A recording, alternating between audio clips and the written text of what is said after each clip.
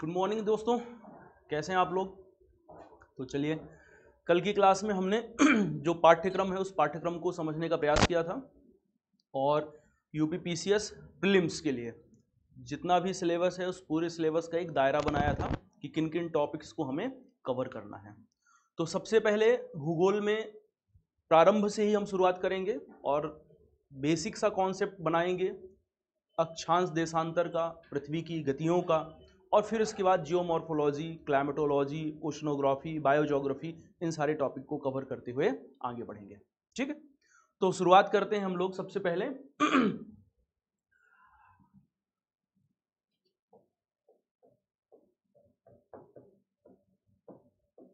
Topic based on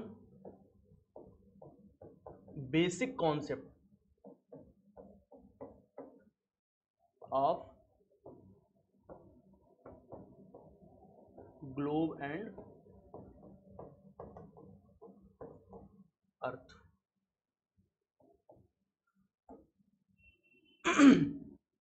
भूगोल की जितनी भी अवधारणाएं हैं उन अवधारणाओं को समझने से पहले अक्षांश देशांतर और पृथ्वी की गतियों से संबंधित अवधारणाओं को समझना बहुत ज़रूरी होता है। तो ये बहुत ही बेसिक सा टॉपिक है जहाँ से प्रीलिम्स में प्रश्न पूछ लिए जाते हैं, प्रत्यक्ष रूप से प्रश्न आ जाते हैं, और फिर ये हेल्प करता है हमें क्लाइमेटोलॉजी कवर करने में। जैसे हम तापीय कटिबंधों के बारे में पढ़ते हैं, इन टॉपिक्स को समझने में, ऋतु परिवर्तन के चक्र को समझने में, दिन और रात के छोटे बड़े होने वाले जो कॉन्सेप्ट हैं, ये सारे कॉन्सेप्ट हमें हेल्प करते हैं जलवायु विज्ञान, समुद्र विज्ञान जैसे टॉपिक को समझने में। यहाँ पर हम लोग इसे जो बेसिक टॉपिक है, इस बेसिक टॉपिक को दो भागों में बांट करके पढ़ाई करेंगे। सबसे पहले पढ़ेंगे हम लोग लैटिट्यूड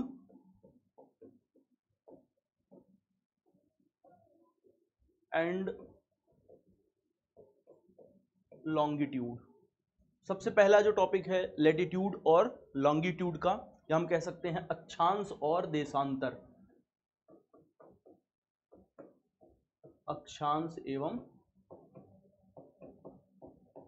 देशांतर। बेसिक सा कॉन्सेप्ट जानेंगे। अक्षांश क्या है, अक्षांश रेखाएं क्या होती हैं, लैटिट्यूडनल सर्कल्स क्या हैं, ठीक, या पैरेलल्स ऑफ लैटिट्यूड्स क्या होते हैं। उसके बाद देखेंगे कि जो इम्पोर्टेंट अक्षांश हैं उन इम्पोर्टेंट अक्षांशों के बारे में बात करेंगे। ऐसे ही देशांतर, देशांतर के कॉन्सेप्ट को समझ लेंगे। जो समय का परिवर्तन होता है उस समय के परिवर्तन को भी देख लेंगे। स्टैंडर्ड टाइम कैसे निकाला जाता है, इन सारी बातों को समझना है यहाँ पे। और जो सेकेंड टॉपिक है वो सेकेंड टॉपिक है यहाँ पर मोशन ऑफ अर्थ।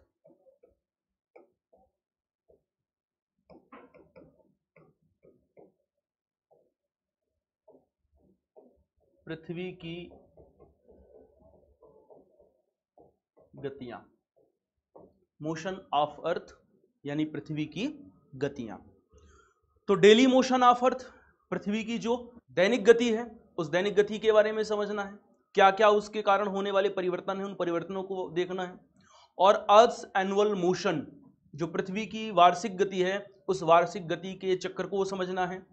वार्षिक गति के कारण किस प्रकार से परिवर्तन हो रहे हैं उन परिवर्तनों को समझना है। अगर ऋतु परिवर्तन होता है तो उसके पीछे का कारण क्या है, दिन रात छोटे बड़े होते हैं उसके पीछे के कॉन्सेप्ट क्या हैं, इन बातों को यहाँ पे हम समझते हैं। ठीक, चलिए सबसे पहले शुरुआत करते हैं हम लोग लैटिट्यूड और लॉन्गिट्यूड का जो कॉन्सेप्ट है। तो आप लोग हेडिंग लगाइएगा अक्षांश एवं देशांतर, और इसमें भी अक्षांश और अक्षांश रेखाएं, latitude and parallels of latitude. तो आप देख रहे होंगे इमेज में, और यहां पर आपको सबसे पहले दिखाई दे रहा है इक्वेटर, दिखाई दे रहा होगा, ये है इक्वेटर, जिसे हम भूमध्य रेखा भी कहते हैं अथवा विषुवत रेखा भी कहते हैं।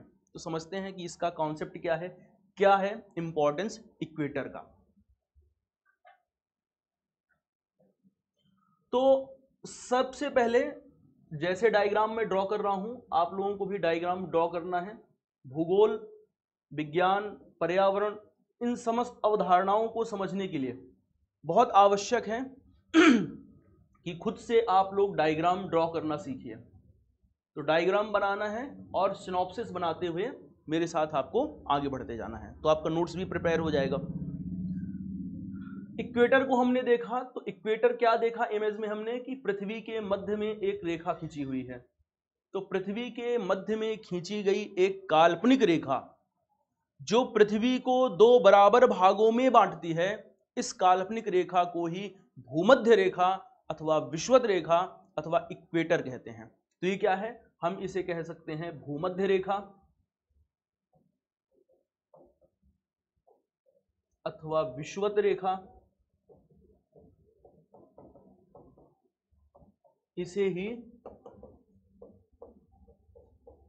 इक्वेटर भी कह रहे हैं। अब जो ये भूमध्य रेखा है, इस भूमध्य रेखा के उत्तर में जितना भी क्षेत्र है, भूमध्य रेखा के नॉर्थ में जितना भी ये संपूर्ण क्षेत्र है, इस पूरे के पूरे क्षेत्र को कहते हैं नॉर्दर्न हेमिस्फेयर अथवा उत्तरी गोलार्ध। तो इस विषुवत रेखा के, भूमध्य रेखा के जो नॉर्थ का क्षेत्र है, उत्तर का ये जितना भी क्षेत्र है, इस समस्त क्षेत्र को कहते हैं उत्तरी गोलार्ध।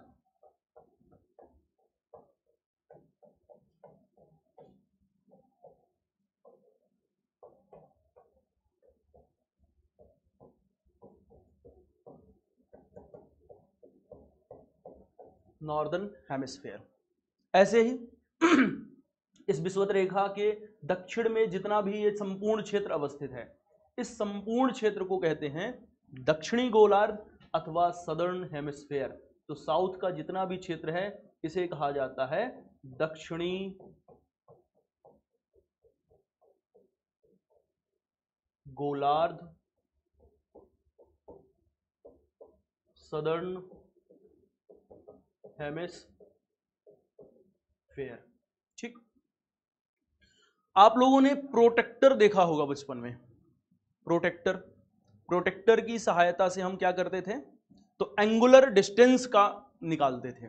तो प्रोटेक्टर की सहायता से हम एंगुलर डिस्टेंस निकालते थे, और एंगुलर डिस्टेंस निकालने के लिए क्या करते थे कि हमारा जो प्रोटेक्टर था कुछ इस तरह से हुआ करता था,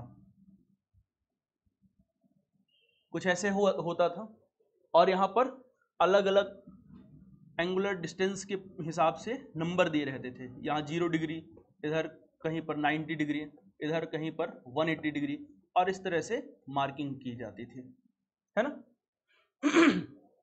एंगुलर डिस्टेंस को निकालने के लिए क्या किया जाता था, तो एंगुलर डिस्टेंस निकालने के लिए सबसे पहले तो हम इसे साम्य रेखा पर ले जाकर के फिक्स करते थे। जो बेस लाइन हमारी होती थी उस बेस लाइन पे फिक्स करते थे, और फिर वहां से कोणीय दूरी का मापन करते थे। ऐसे ही हमें कोणीय दूरी का मापन करना है। और कोणीय दूरी का मापन हम कैसे करेंगे, तो कोणीय दूरी का मापन करने के क्रम में हम आधार रेखा बनाएंगे। जो बेस लाइन है उस बेस लाइन के रूप में हम विषुवत रेखा को देखते हैं। तो विषुवत रेखा को आधार मानकर हम क्या कर रहे हैं, हमने विषुवत रेखा को आधार मान लिया, और विषुवत रेखा को आधार मानने के पश्चात कोणीय दूरी का मापन कर रहे हैं पृथ्वी के केंद्र से। तो विषुवत रेखा को आधार मानकर पृथ्वी के केंद्र से कोणीय दूरी का हम मापन करें, तो देखिए हम कुछ इस तरह से कोणीय दूरी का मापन कर सकते हैं। मान लीजिए कि इसकी वैल्यू है थीटा। इसी तरह से हम इधर भी कोणीय दूरी का मापन कर सकते हैं। तो मान लिया कि इसकी भी जो वैल्यू है वो है थीटा। सदर्न हेमिस्फीयर में भी हम यही काम कर सकते हैं, यहां भी हम कोणीय दूरी का मापन कर सकते हैं, एंगुलर डिस्टेंस निकाल सकते हैं कुछ इस तरह से। इसे हम थीटा डैश कह सकते हैं, थीटा डैश कह रहे हैं। तो बेसिकली हम क्या कर रहे हैं, हमने किया विषुवत रेखा को हमने आधार मान लिया, और विषुवत रेखा को आधार मानने के पश्चात पृथ्वी के केंद्र से हमने कोणीय दूरी का मापन किया। तो जो हमारा सिनॉप्सिस बनेगा वो सिनॉप्सिस भी इसी तरह से बनाना है। कैसे सिनॉप्सिस बनाएंगे हम, साथ साथ आप नोट्स अपना तैयार करते चलिएगा, तो आपका नोट्स इसी पूरे क्रम में कक्षा के कार्यक्रम के साथ साथ आपका नोट्स भी तैयार हो जाएगा। और सिनॉप्सिस फॉर्म में नोट्स तैयार करना है तो प्रीलिम्स के लिए सबसे ज्यादा हेल्पफुल होता है, क्योंकि तेजी से रिवीजन हो जाएगा। तो हमने बात जो की है उन्हें कीवर्ड अरेंज करेंगे। हमने क्या कहा है कि विषुवत रेखा को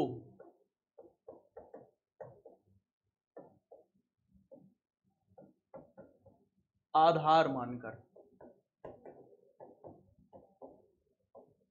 क्या कर रहे हैं हम, तो पृथ्वी के केंद्र से, तो नेक्स्ट जो कीवर्ड है वो है क्या, पृथ्वी का केंद्र, और हम कर रहे हैं कोणीय दूरी का मापन, तो कहेंगे हम क्या, मापी गई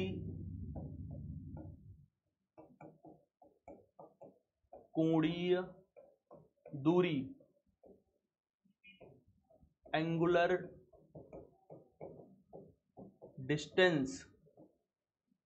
तो विषुवत रेखा को आधार मानकर पृथ्वी के केंद्र से मापी गई कोणीय दूरी, जो एंगुलर डिस्टेंस है, इस कोणीय दूरी को ही अक्षांश कहा जाता है। तो जो ये कोणीय दूरी निकल के आई, ये कोणीय दूरी कहलाती है अक्षांश, लैटिट्यूड। ठीक, तो देखिए अक्षांश क्या है, तो आप कह सकते हैं अक्षांश है एक प्रकार का एंगुलर डिस्टेंस, एक प्रकार की है कोणीय दूरी।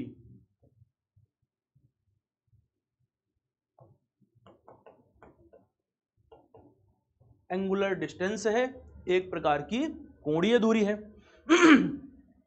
अब जो ये अक्षांशों का हम मापन कर रहे हैं, इन अक्षांशों का मापन हम विषुवत रेखा से उत्तर अथवा विषुवत रेखा के दक्षिण में कर सकते हैं। तो अक्षांशों का मापन हम विषुवत रेखा के उत्तर और दक्षिण में करते हैं। ठीक, यहां पर हमने एक अक्षांश मापा और हमने क्या कहा कि ये है थीटा, और इधर भी हमने थीटा निकाला। इन समान अक्षांशों को मिलाते हुए हम एक रेखा खींच सकते हैं। समान अक्षांशों को मिलाते हुए हम एक रेखा खींच सकते हैं, इधर भी हम खींच सकते हैं। तो जब कभी समान अक्षांशों को मिलाते हुए रेखा खींची जाती है, तब इस रेखा को कहा जाता है अक्षांश रेखा। तो हम क्या कह रहे हैं, हम कह रहे हैं समान अक्षांशों को मिलाने वाली रेखा। आप नीचे लिखते जाइएगा, मेरे पास जगह नहीं है इसलिए मैं ऊपर की तरफ लिख रहा हूं। क्या कह रहा हूं, समान अक्षांशों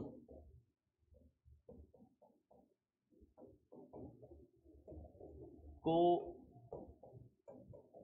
मिलाने वाली रेखा क्या कहलाती है, तो कहलाएगी अक्षांश रेखा। तो देखिए दो बातें हमने अभी तक समझ ली। कौन कौन सी बात हमने अभी तक समझा, अक्षांश के बारे में और अक्षांश रेखा के बारे में। तो दोनों में एक बड़ा अंतर है, अंतर आपको स्पष्ट हो गया होगा कि अक्षांश दरअसल है एक प्रकार की कोणीय दूरी, और समान कोणीय दूरी वाले क्षेत्रों को मिलाते हुए जब हम एक काल्पनिक रेखा खींचते हैं पृथ्वी पर, तो उस काल्पनिक रेखा को ही अक्षांश रेखा कहा जाता है। अब ध्यान से थोड़ा सा सोचिए कि पृथ्वी कैसी है, तो आप कह सकते हैं कि पृथ्वी तो गोलाव है, गोले के समान है ना, लगभग गोले के समान है। हम कह सकते हैं जीवाइड शेप में है अथवा गोलाव आकृति ली हुई है।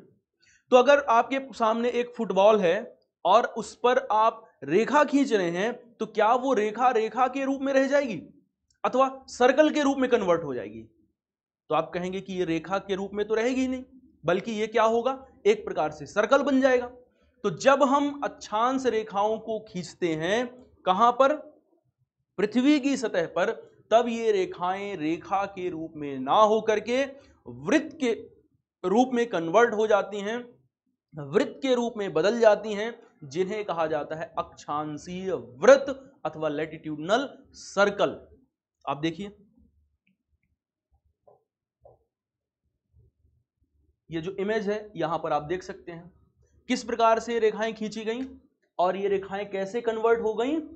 तो रेखा के रूप में ना होकर बल्कि ये सर्कल के रूप में कन्वर्ट हो गई, वृत्त के रूप में बदल गई, और इस वृत्त को ही क्या कहा गया, इन वृत्तों को कहा गया अक्षांशीय वृत्त। तो ये सब क्या है, ये हैं अक्षांशीय वृत्त हैं, लैटिट्यूडनल सर्कल हैं। और ये सर्कल क्यों हैं? क्योंकि पृथ्वी गोलाभ आकृति में है। तो 2-3 पॉइंट्स हो गए। पहली बात तो क्या है कि अक्षांश रेखाएं रेखा के रूप में ना होकर के वृत्त के रूप में होती हैं। एक पॉइंट हो गया। तो हमने अब तक जो डिस्कस किया इसे बुलेट पॉइंट में आप नोट भी कर सकते हैं। अक्षांश क्या है? तो एक प्रकार की कोणीय दूरी है। अक्षांश रेखा क्या है? तो आप कह सकते हैं पृथ्वी की सतह पर समान अक्षांशीय क्षेत्रों को मिलाते हुए खींची गई रेखा अक्षांश रेखा कहलाती है। अब तीसरा पॉइंट क्या है? तो तीसरा बुलेट पॉइंट आप बना सकते हैं अक्षांशीय वृत्त के बारे में, लैटिट्यूडनल सर्कल के बारे में। तो हम क्या कह सकते हैं? हम कह सकते हैं कि पृथ्वी की गोलाभ आकृति के कारण, आप लिखते चलिएगा साथ साथ, पृथ्वी की गोलाभ आकृति के कारण अक्षांश रेखाएं रेखा के रूप में ना होकर वृत्त के रूप में परिवर्तित हो जाती हैं, जिन्हें अक्षांशीय वृत्त कहा जाता है। अब अगले पॉइंट को समझते हैं। जो अक्षांशीय वृत्त हैं अथवा अक्षांश रेखाएं हैं कैसे खींची जा रही हैं? तो जो इक्वेटर है इसके उत्तर में अथवा इसके दक्षिण में खींची जा रही हैं। अब जो इक्वेटर है चूंकि मध्य में खींचा गया है, तो आप देखिए सबसे बड़ा सर्कल होगा, सबसे बड़ा सर्कल बना रहा है, भूमध्य रेखा बना रही है, या जो भूमध्य रेखी वृत्त है, विषुवत वृत्त है, वो सबसे बड़ा सर्कल है। इसलिए इसे बृहद सर्कल भी कहा जाता है। इसे क्या कहते हैं? इसे कहते हैं बृहद वृत्त। तो हम इसे बृहद वृत्त के रूप में देखते हैं। अब इमेज में ही देख करके एक कंक्लूजन हमें और ड्रा करना है। क्या कंक्लूजन ड्रॉ करना है? जब हम इस बृहद वृत्त से, यानी हम कह रहे हैं जो भूमध्य रेखा के द्वारा निर्मित सर्कल है, इससे नॉर्थ अथवा साउथ में हम जा रहे हैं, क्योंकि हमने अक्षांशों को कैसे खींचा है? नॉर्थ अथवा साउथ में खींचा है। और देखिए किस तरह से खींचा था, कुछ इस तरह से खींचा था। और हमने बात की थी कि हम खींचते हुए मैक्सिमम कहां तक जा सकते हैं? तो ये 90 डिग्री तक खींच सकते हैं। तो इधर कहीं 90 डिग्री होगा। और चूंकि नॉर्दर्न हेमिस्फीयर में खींच रहे हैं तो हम इसे नॉर्थ कह सकते हैं। सेम ऐसे ही जब हम सदर्न हेमिस्फीयर में खींचेंगे तो हम साउथ कह सकते हैं। तो हम कहां तक जा रहे हैं? 0 डिग्री से हम जा रहे थे 90 डिग्री तक। 0 डिग्री से हम जा रहे हैं 90 डिग्री तक। ठीक, तो देखिए अब पृथ्वी क्या है? गोलाभ है। तो पृथ्वी गोलाभ होने के कारण जब हम 0 डिग्री से 90 डिग्री नॉर्थ अथवा 90 डिग्री साउथ, जिसे हम कह सकते हैं ध्रुव, आगे समझेंगे एक्चुअल में ध्रुव कहते किसे हैं, पोल कहते किसे हैं, जब हम अर्थ का मोशन समझ रहे होंगे वहां पर हम समझेंगे इसको बहुत डिटेल में। जब हम कहां पहुंच रहे हैं? जब हम ध्रुवों की ओर जा रहे हैं, तो आप देखिए जो ये वृषवत रेखा के समीप वृत्त बना है, और जैसे जैसे नॉर्थ अथवा साउथ की ओर जाएंगे इसकी त्रिज्या या रेडियस क्रमशः कम होती जाती है। तो हमने कंक्लूजन क्या ड्रॉ कर सकते हैं? हम कंक्लूजन ड्रॉ कर सकते हैं कि विषुवत वृत्त से, कहां से हम बढ़ रहे हैं? हम बढ़ रहे हैं विषुवत वृत्त से।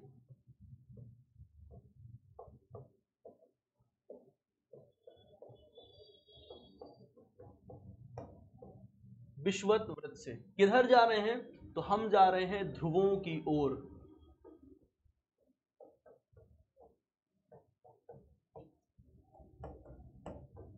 नाइन्टी डिग्री नॉर्थ अथवा साउथ कह सकते हैं।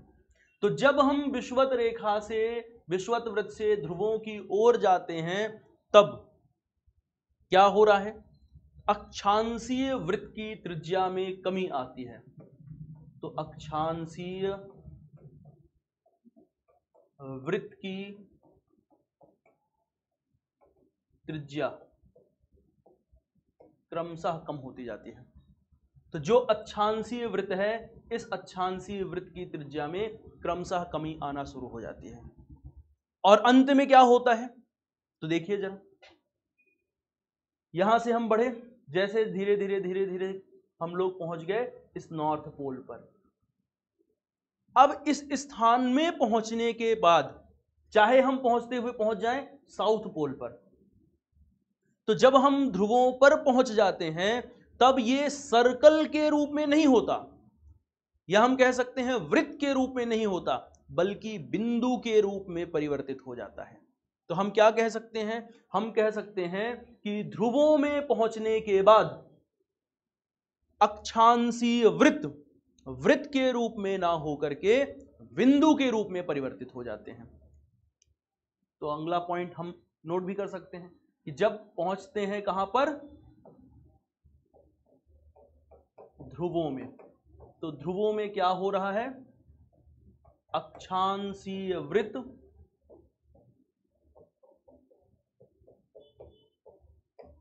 वृत्त के रूप में ना होकर क्या होते हैं, तो ये बदल जाते हैं बिंदु के रूप में।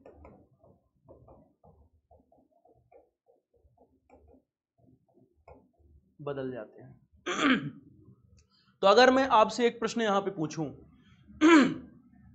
कि पृथ्वी की सतह पर कुल कितने अक्षांशीय वृत्तों का निर्माण होना चाहिए, तो क्या आप बता सकते हैं जयकांत जी? क्या अगर मैं आपसे ये प्रश्न पूछूं कि पृथ्वी की सतह पर कुल कितने वृत्तों का निर्माण होना चाहिए, आप लोग कमेंट में आंसर भी कर सकते हैं। अगर ध्यान से इस कॉन्सेप्ट को समझा है तो मुझे आंसर करके बताइएगा कि पृथ्वी की सतह पर कुल कितने वृत्त का, अक्षांशीय वृत्त का निर्माण होना चाहिए। तो देखिए,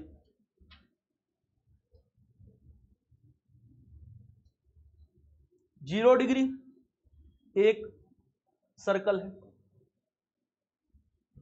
1 डिग्री से लेकर के 90 डिग्री तो सर्कल है नहीं ना, क्योंकि 90 डिग्री तो सर्कल बना कहां, बिंदु के रूप में कन्वर्ट हो गया। तो कुल कितने हुए नॉर्दर्न हेमिस्फीयर में?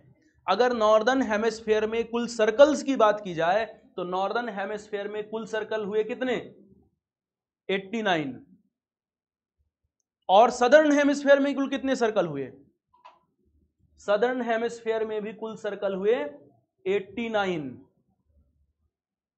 और एक बृहद सर्कल है, बृहद सर्कल के रूप में क्या है विषुवत वृत्त है। क्यों? क्योंकि ध्रुव जो है ये तो बिंदु के रूप में बदल चुके हैं, अब ये सर्कल तो रह नहीं गए। तो अगर आपसे प्रश्न पूछे कि कुल अक्षांश रेखाओं की संख्या, अगर प्रश्न पूछे कुल अक्षांशीय वृत्तों की संख्या, तो आप निकाल सकते हैं, जोड़ लीजिए कितना हुआ, 189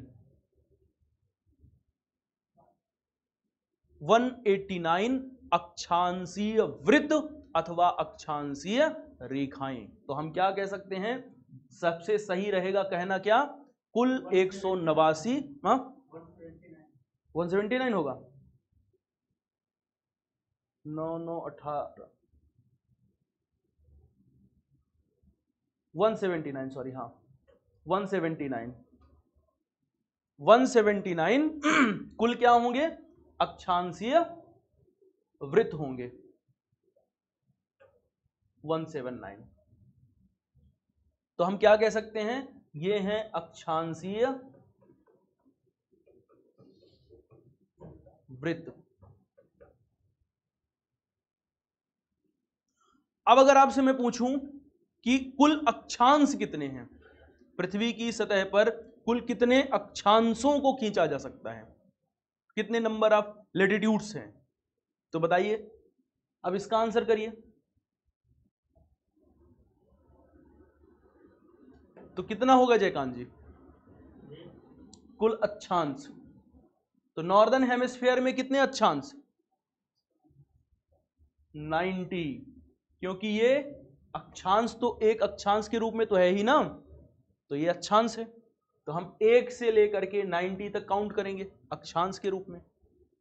सेम ऐसे ही सदर्न हेमिस्फीयर है, तो यहां भी कितने हुए,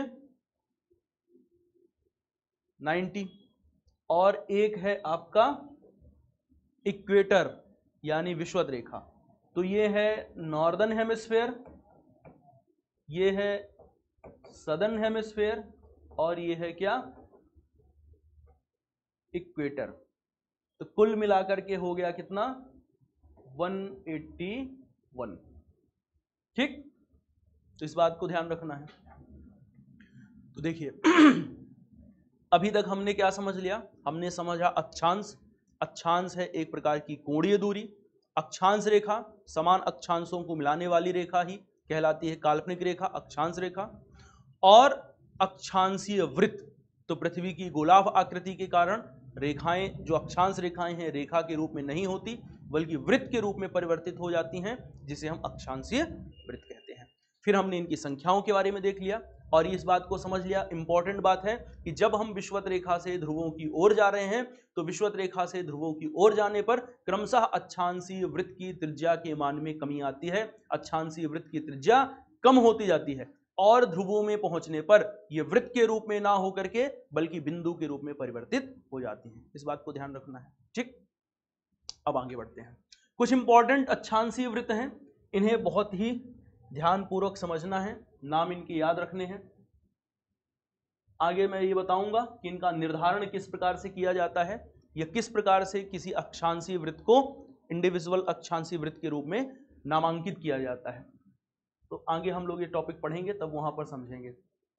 देखिए ये तो आप जान चुके हैं, इसका नाम है 0 डिग्री अक्षांश, विषुवत रेखा, भूमध्य रेखा। ठीक है, ऐसे ही एक अक्षांश रेखा है जो हमारे लिए बहुत इंपॉर्टेंट है, ये है 23.5 डिग्री नॉर्थ, इसे कहा जाता है कर्क रेखा।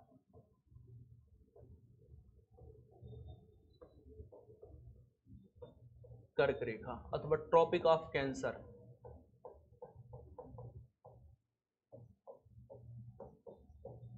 ठीक है, सदर्न हेमिस्फीयर में एक ऐसे ही एक इंपॉर्टेंट रेखा है जो हमारे लिए बहुत ही महत्वपूर्ण है, 23.5 डिग्री साउथ, इसे कहते हैं क्या?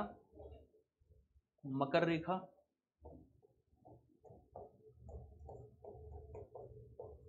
Tropic of Capricorn. आगे जो अर्थ का मोशन समझेंगे वहां पर मैं बताऊंगा तो कि किस पर्टिकुलर 23.5 डिग्री नॉर्थ को ही ट्रॉपिक ऑफ कैंसर के रूप में क्यों मानते हैं, या 23.5 डिग्री साउथ को ही ट्रॉपिक ऑफ कैप्रिकॉर्न क्यों कहते हैं। इस कॉन्सेप्ट को हम समझेंगे जब अर्थ का मोशन समझ रहे होंगे। ठीक है, साथ ही विषुवत रेखा किन किन देशों से होकर के गुजर रही है, कर्क रेखा किन देशों से होकर गुजरती है, मकर रेखा किन देशों से होकर के गुजरती है, ये पार्ट मैपिंग का है। तो जब वर्ल्ड मैपिंग पढ़ेंगे, जब सभी देशों की लोकेशन देख लेंगे, तब इसे तैयार करना बहुत आसान हो जाएगा। क्योंकि अगर यहां पर मैं बताऊंगा तो रटने वाली स्थिति हो जाएगी, और रटना एकदम नहीं है, रटना मना है इस क्लास में। ठीक, आगे समझते हैं एक बात और। ऐसे ही एक और ही अक्षांश है जिसका इंपॉर्टेंस है हमारे लिए बहुत, ये है 66.5 डिग्री नॉर्थ। इसके बारे में भी आगे समझेंगे जब हम पढ़ेंगे क्या, सोलर सर्कल के बारे में। तो सोलर सर्कल समझने के क्रम में देखेंगे कि इसका इंपॉर्टेंस क्या है। इसे कहा जाता है क्या, आर्कटिक वृत्त। आर्कटिक वृत्त अथवा आर्कटिक सर्कल। और ऐसे ही एक सदर्न हेमिस्फीयर में भी है, जिसे हम कहते हैं क्या, 66.5 डिग्री साउथ, इसे कहा जाता है अंटार्कटिक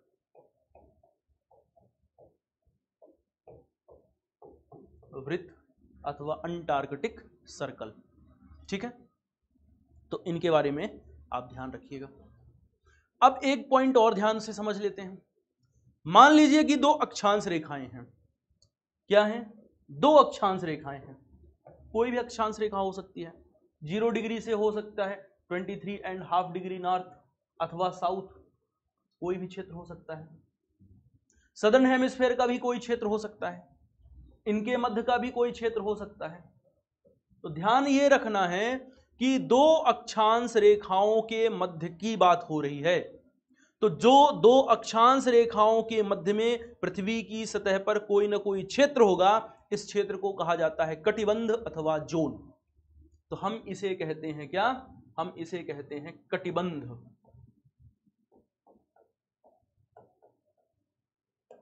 अथवा जोन। तो कटिबंध अथवा जोन क्या है, आप इसके बारे में लिख सकते हैं, दो अक्षांश रेखाओं दो अक्षांश रेखाओं के मध्य का क्षेत्र। ठीक, तो दो अक्षांश रेखाओं के मध्य में जो भी क्षेत्र अवस्थित है, इस क्षेत्र को कटिबंध कहा जाता है अथवा इसे जोन कहा जाता है। ठीक है, चलिए, तो ये कुछ इंपॉर्टेंट बातें थी अक्षांश से संबंधित, अक्षांश रेखाओं के बारे में, अक्षांश रेखाओं से संबंधित। अब जब हम क्लाइमेटोलॉजी पढ़ेंगे तो वहां पर थर्मल जोन की बात करेंगे, तापीय कटिबंध की बात करेंगे। तो ये कटिबंध की चर्चा होगी, बार बार इस क्षेत्र की चर्चा होगी, फिर इस क्षेत्र की चर्चा होगी, फिर इन क्षेत्रों की चर्चा होगी, तो वहां पर ये इनपुट के रूप में हमें काम आएगा। ठीक, इस बात को ध्यान से समझता है। अब जो दूसरा टॉपिक है, दूसरी हेडिंग लगाइएगा देशांतर। तो अब सेकेंड टॉपिक हम लोग समझते हैं देशांतर और देशांतर रेखाओं के बारे में। ठीक है, तो हेडिंग लगाइए आप लोग देशांतर एवं देशांतर रेखाएं। देखिए, ये जो आपको एक लाइन दिखाई दे रही है ऊर्ध्वाधर रूप से पृथ्वी पे खींची गई, नॉर्थ पोल है ये, और इस नॉर्थ पोल को देखिए इस साउथ पोल से जाकर के आगे जाकर के मिला रही है। तो एक प्रकार की ऊर्ध्वाधर रेखा है, और ये ऊर्ध्वाधर रेखा क्या कर रही है, उत्तरी ध्रुव को, अभी हमने देख लिया है उत्तरी नॉर्थ पोल कहां पर है, साउथ पोल कहां पर है, तो उत्तरी ध्रुव को जाकर के दक्षिणी ध्रुव से मिला रही है ऊर्ध्वाधर काल्पनिक रेखा। इसे कहते हैं प्राइम मेरिडियन। क्या कहते हैं, यह प्राइम मेरिडियन अथवा प्रधान याम्योत्तर रेखा या 0 डिग्री देशांतर रेखा। तो देखिए,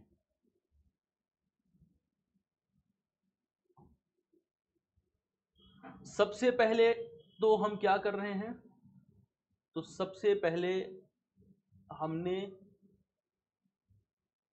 नॉर्थ पोल और साउथ पोल को, उत्तरी ध्रुव और यहां है क्या साउथ पोल, मिलाते हुए, उत्तरी ध्रुव और दक्षिणी ध्रुव को मिलाते हुए एक ऊर्ध्वाधर काल्पनिक रेखा खींचते हैं।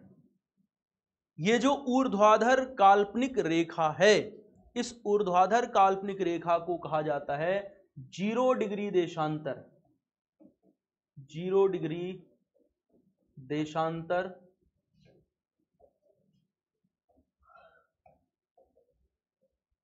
या प्राइम मेरिडियन। ठीक, तो ये है प्राइम मेरिडियन अथवा 0 डिग्री देशांतर रेखा। ठीक, इसे प्रधान याम्योत्तर रेखा भी कहते हैं। तो अगर प्रधान याम्योत्तर पूछे, प्राइम मेरिडियन पूछे, 0 डिग्री देशांतर, एक ही बातें हैं। अब इस प्रधान याम्योत्तर रेखा के पूर्व इस क्षेत्र को क्या कहेंगे, ये पूरब का क्षेत्र है, और इधर क्या है, ये है पश्चिम का क्षेत्र।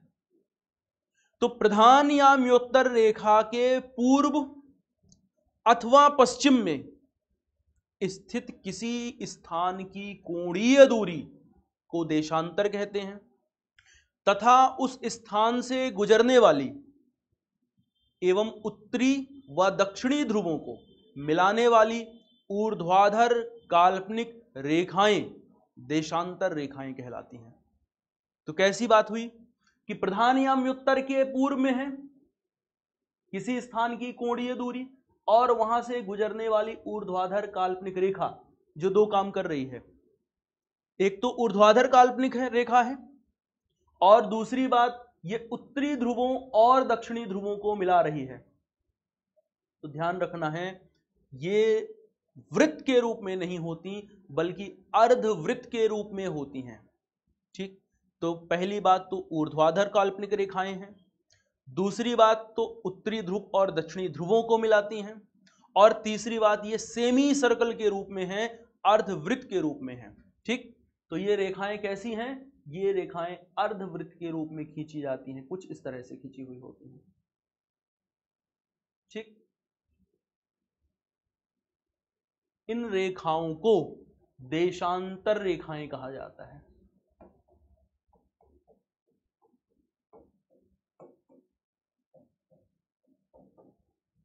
ठीक।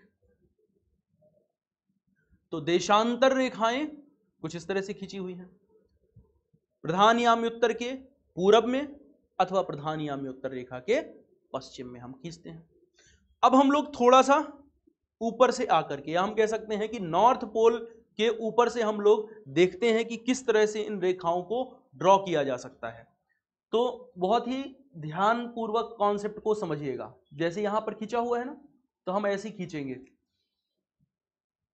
इमेज में पूरे तरह से दिखाया नहीं गया है, अलग से एक डायग्राम बनाएंगे जहां पर इसको अच्छे से समझने का प्रयास करेंगे। तो आप लोग भी एक डायग्राम बनाइएगा साथ साथ मेरे, और इस बात को बहुत बढ़िया से समझने का प्रयास करिएगा।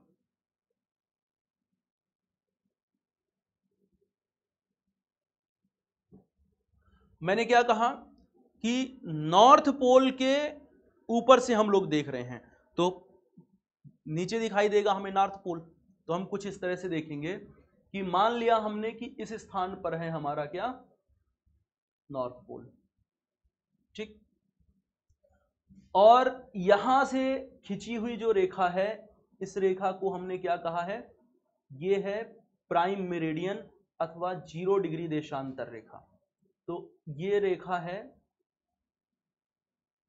0 डिग्री देशांतर अथवा प्राइम मेरिडियन रेखा है, ठीक। अब इस 0 डिग्री देशांतर रेखा के मैंने क्या कहा, तो अभी हमने ये समझा है कि जो प्रधान याम्योत्तर रेखा है, इस प्रधान याम्योत्तर रेखा के पूर्व अथवा पश्चिम में स्थित किसी स्थान की कोणीय दूरी तथा उस स्थान से गुजरने वाली एवं उत्तरी और दक्षिणी ध्रुवों को मिलाने वाली ऊर्ध्वाधर काल्पनिक रेखा देशांतर रेखा है। तो अब हम ऐसे ही करेंगे, पूर्व और पश्चिम में दोनों तरफ हम लोग देशांतर रेखाओं को ड्रॉ करते हैं। तो आप लोग भी मेरे साथ ड्रॉ करिएगा। पूरब में हम लोग चल रहे हैं 15-15 डिग्री के अंतर में हम लोग देशांतर रेखाएं खींचेंगे। तो 15 डिग्री, 0 से 15 डिग्री पूर्व में जा रहे हैं। तो जानते हैं जैसे हम लोग उधर नॉर्थ साउथ लगा रहे थे, तो इधर जब हम पूर्व में जाएंगे तो हम ईस्ट वेस्ट लगाएंगे। तो 15 डिग्री ईस्ट। ऐसे ही जब हम पश्चिम में जाएंगे तो हम इधर क्या कर सकते हैं, 15 डिग्री वेस्ट लिख सकते हैं।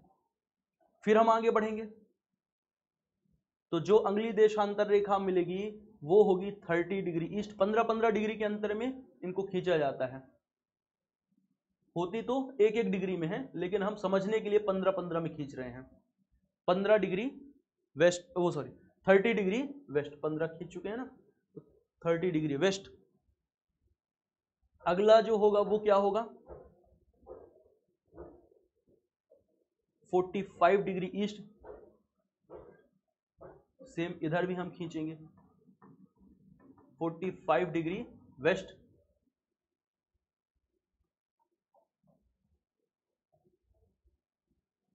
सिक्सटी डिग्री ईस्ट, इधर भी 60 डिग्री वेस्ट।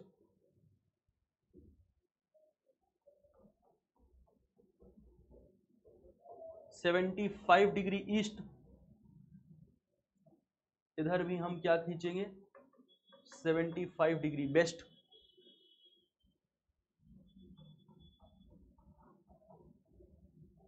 90 डिग्री ईस्ट, इधर भी हम 90 डिग्री वेस्ट खींच सकते हैं। इधर कहीं होगा 105 डिग्री ईस्ट, इधर कहीं होगा 105 डिग्री वेस्ट। फिर हम आगे बढ़ेंगे ईस्ट में, तो आगे हमें एक जो मिलेगी देशांतर रेखा वो होगी 120 डिग्री ईस्ट। इधर कहीं हमें मिलेगी 120 डिग्री वेस्ट। फिर हम आगे बढ़ रहे हैं 135 डिग्री ईस्ट, इधर भी हमें मिलेगा 135 डिग्री वेस्ट। तो फिर पुनः हम बढ़ रहे हैं आगे पूरब की तरफ, और इधर कहीं हमें 150 डिग्री ईस्ट मिलेगा। इधर भी हमें क्या मिलेगा 150 डिग्री वेस्ट। फिर ईस्ट की तरफ बढ़ेंगे तो हमें मिलेगा क्या 165 डिग्री ईस्ट, और वेस्ट में भी हम बढ़ेंगे तो हमें 165 डिग्री वेस्ट मिलेगा। अब फिर हम ईस्ट की तरफ बढ़ेंगे तो हमें एक देशांतर रेखा मिलेगी, और ये देशांतर रेखा क्या होगी, तो आप कह सकते हैं ये देशांतर रेखा होगी 180 डिग्री ईस्ट। और जब हम वेस्ट में बढ़ते हुए आएंगे तब भी हमें यही देशांतर रेखा मिलेगी 180 डिग्री वेस्ट। ठीक, तो ध्यान से जो बात समझने वाली है वो क्या है, मुख्य रूप से यहां पर जिस बात को हमें अच्छे से समझना है वो बात यह है कि जब हम इस प्रधान याम्योत्तर रेखा के पूर्व में बढ़ रहे हैं, कहां बढ़ रहे हैं, प्रधान याम्योत्तर रेखा के पूर्व में हम बढ़ रहे हैं, और पूर्व में बढ़ते हुए हम पहुंचते हैं 180 डिग्री देशांतर रेखा पर।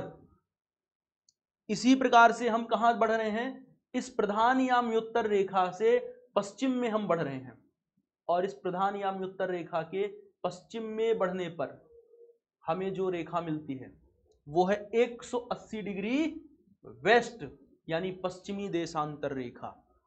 तो 180 डिग्री पूर्वी देशांतर रेखा और 180 डिग्री पश्चिमी देशांतर रेखा दोनों ही एक ही रेखा पर अवस्थित हैं।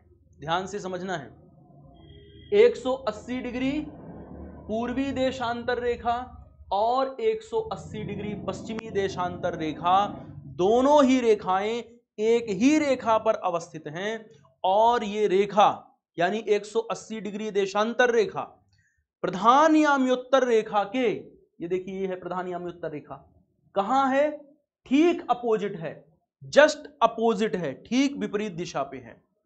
तो आपसे एक प्रश्न पूछा गया है यूपीपीसीएस में कि निम्नलिखित में से कौन सी रेखा प्रधान याम्योत्तर रेखा के साथ मिलकर पृथ्वी पर एक बृहद सर्कल का निर्माण करती है। ये एग्जाम में पूछा गया है प्रश्न है, तो अब आपको आंसर मिल गया होगा कि इसका आंसर क्या है 180 डिग्री देशांतर रेखा, क्योंकि ये भी एक अर्धवृत्त है, सेमी सर्कल है, और ये भी एक सेमी सर्कल होगा, लेकिन है एकदम ठीक अपोजिट।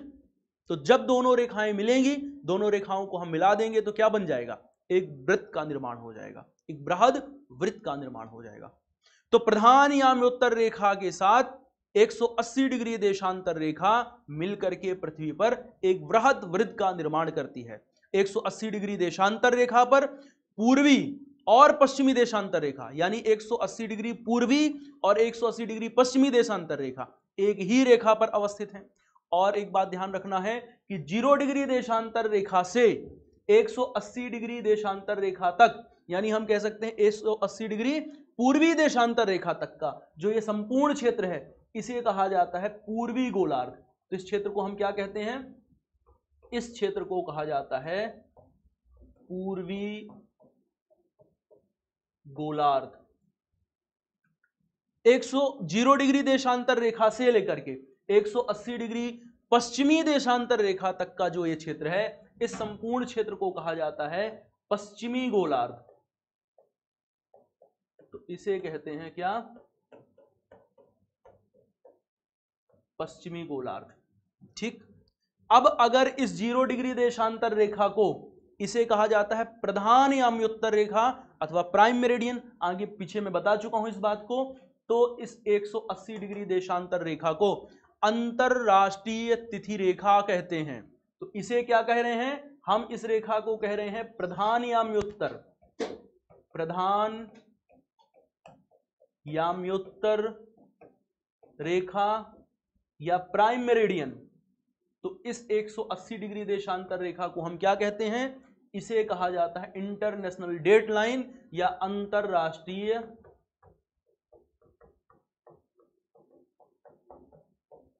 तिथि रेखा। ठीक है, यह अंतरराष्ट्रीय तिथि रेखा कब निर्धारित की गई, क्या पैमाने अपनाए गए, ठीक है। इंटरनेशनल मेरिडियन कॉन्फ्रेंस हुई तो कहां पर हुई, इन सारी बातों की चर्चा आप नेक्स्ट क्लास में करेंगे कि अंतरराष्ट्रीय तिथि रेखा का निर्धारण क्यों किया गया। और इससे पहले हम ये देखेंगे कि मानक रेखाएं क्या होती हैं, कैसे बनाई जाती हैं, साथ साथ देशांतर और समय के साथ जो कॉन्सेप्ट है वो कैसे निकाला जाता है, देशांतर में परिवर्तन के साथ टाइम जोन जो होते हैं वो किस प्रकार से परिवर्तित होते हैं, और टाइम जोन वगैरह निकालने का कॉन्सेप्ट क्या है, और साथ ही साथ अगर तिथियों में परिवर्तन हो जाता है तो तिथियों में परिवर्तन के पीछे का कॉन्सेप्ट भी क्या है। तो कल की क्लास में इसको समझेंगे। आज यहीं तक रखते हैं और कल मिलेंगे, टॉपिक को और आगे बढ़ाएंगे। धन्यवाद।